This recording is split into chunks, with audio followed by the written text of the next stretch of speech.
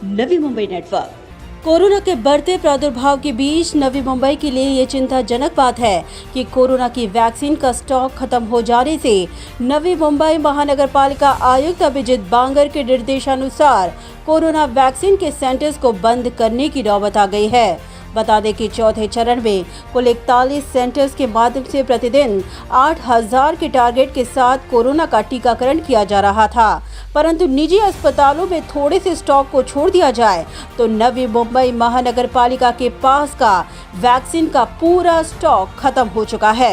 इसी को on record कबूला आयुक्त अभिजीत बांगर ने। आपल्याकडे वॅक्सिनेशन सुरू झाल्यानंतर 1 एप्रिलपासून चौथा टप्पा आपण सुरू केला। चौथ्या टप्प्याअंतर्गत 45 पेक्षा जास्त वय असणारे सर्व लोक याच्यामध्ये एलिजिबल आहेत।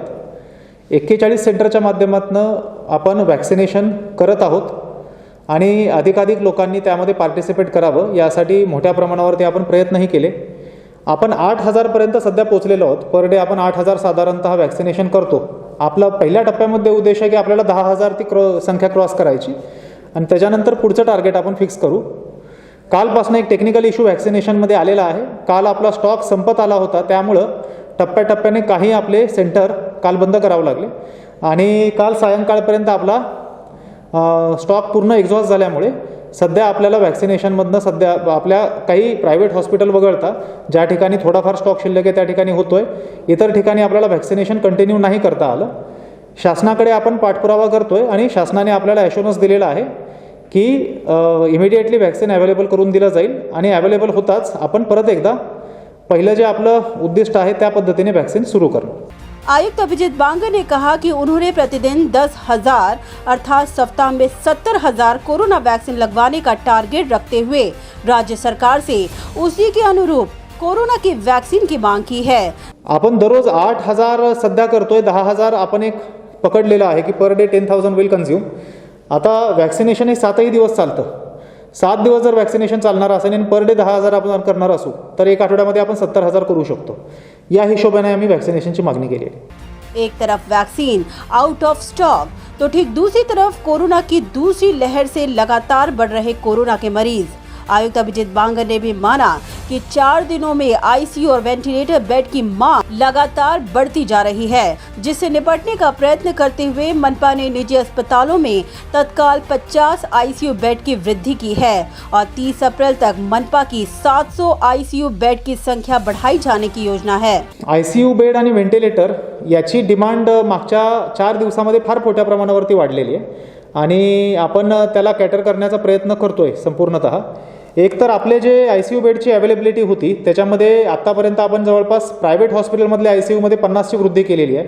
436 वरनं आपण 477 ते 480 वरती ऑलरेडी पोहोचलेलो आहोत। याच्या पुढे सुद्धा येत्या काही दिवसांमध्ये आपण 275 आयसीयूचं त्याच्यामध्ये ॲडिशन करत आहोत आणि टप्प्याटप्प्याने ते आपल्याला अवेलेबल होत राहतील। आज ज्या पेशंट्सना आयसीयू किंवा व्हेंटिलेटरची आवश्यकता असेल त्यांना पर डे 10 ते 15 आयसीयू आपण नवीन अवेलेबल होतील या पद्धतीने प्लॅनिंग केलेलं आहे आणि ते 275 पुढे जे होणार आहेत त्या माध्यमातून 30 एप्रिलपर्यंत आपलं आयसीयूची अवेलेबिलिटी साधारणतः 700 पेक्षा जास्त होईल हे पाहण्याकडे आपला साधा फॉलोअप आहे। आयुक्त ने बेडों की कमी के पीछे का कारण बताया बाहरी शहर से आए हुए मरीज। उन्होंने कहा कि फिर भी वह प्रयत्न करेंगे कि नवी मुंबई के कोरोना संक्रमित मरीजों को प्राथमिकता और पर्याप्त इलाज मिल पाए। एक आपल्याला चॅलेंज असं आहे की जी पण आपली आयसीयूची कॅपॅसिटी आहे त्याच्यामध्ये बाहेरच्या शहरातनं रेफरल होण्याचं प्रमाण फार मोठं आहे।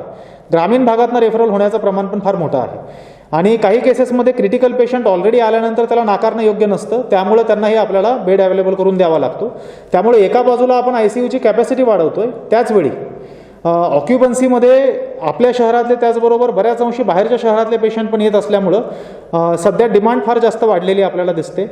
आम्ही महानगरपालिकेच्या वतीने पूर्ण प्रयत्न करत राहू की जास्तीत जास्त आईसीयू अवेलेबल होतील आणि कुठलीही कमतरता पडणार नाही। आयुक्त ने कहा कि आने वाले समय में 4,000 नॉन ऑक्सीजन बेड की व्यवस्था मनपा द्वारा की जाएगी। आयसीयू वगळता जे आपले इतर बेडची रिक्वायरमेंट आहे त्याच्यामध्ये ऑक्सिजन आणि नॉन ऑक्सिजन बेड याचा जर विचार केला, ऑक्सिजन बेडमध्ये इमिडिएट आपल्याला काही अडचण दिसत नाही, कारण आज रोजी आपल्याकडं ऑक्सिजनवरती ॲडमिनिस्ट्रेशन चालू म्हणजे ऑक्सिजन ॲडमिनिस्टर करत असलेल्या पेशंटची संख्या ही साधारणतः 500 ते 600 महानगरपालिकेच्या फॅसिलिटीमध्ये आहे, व्हाईल महानगरपालिकेचे उपलब्ध असणारे बेड जे आहेत ते 2100पर्यंत आहेत. त्यामुळे इमिडिएट आपल्याला जी गरज आहे ती नॉन ऑक्सिजन बेडची आहे. कारण जवळपास 80% एसिम्प्टोमॅटिक जरी पकडलं तरी काही लोकांना होम आयसोलेशन अलाउ केल्यानंतर सर्वांना आपण होम आयसोलेशन नाही करू शकत, त्यांना आपल्याला संस्थात्मक विलगीकरण करावं लागतं. त्यांच्यासाठी हे इतर बेड आपल्याला अवेलेबल करून देणं गरजेचं आहे. आम्ही त्या बेड्समध्ये आज रोजी आपले 2000 बेड रेडी आहेत, जिथं आपण ॲडमिशन सुरू केलेले आहेत, जे नॉर्मल बेड आहेत ते. आणि ह्या 2000च्या व्यतिरिक्त अजून साधारणतः 2000 पुढच्या 15 दिवसामध्ये रेडी होऊ शकतील.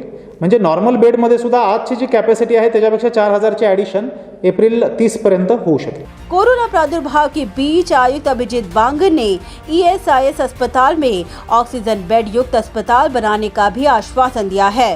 ESIC हॉस्पिटलमध्ये आज रोजी आपण जम्बो व्हॅक्सिनेशन सेंटर सुरू केलेलं आहे.